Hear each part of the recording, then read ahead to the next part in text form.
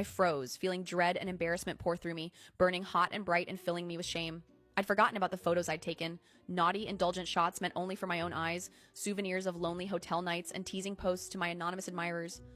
"I'm so sorry," I whispered breathlessly, my voice trembling slightly. My thumb hovered uselessly over the screen as I stared at the innocent picture of the old stone church now displayed, but the explicit image from seconds ago was etched into my mind, every detail painfully clear.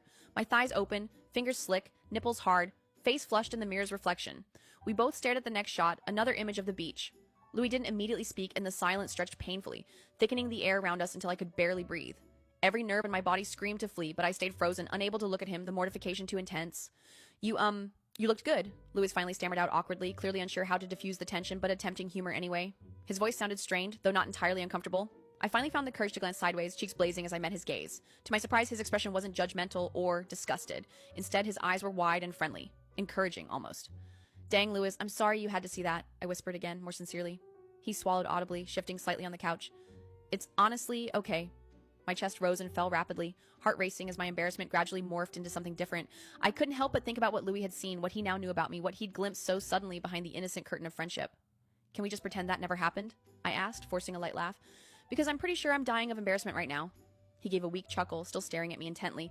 "Sure, if that's what you want." "What do you mean?" He shrugged. I'd kind of like to see it again."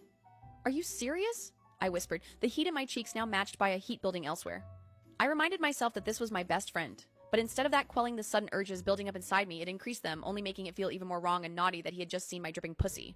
Louis hesitated briefly, but then nodded. His voice, when he spoke again, was a soft, genuine murmur. "Very." Something about that simple admission sent a wave of confidence through me, overriding the embarrassment that had moments ago felt unbearable. I drew in a slow, steadying breath, glancing down at my phone again, still clutched tightly in my trembling fingers. Slowly, deliberately, I scrolled back through the photos, the church, the high street, and then there it was again, my smooth, puffy, inny pussy, spread wide in the hotel room.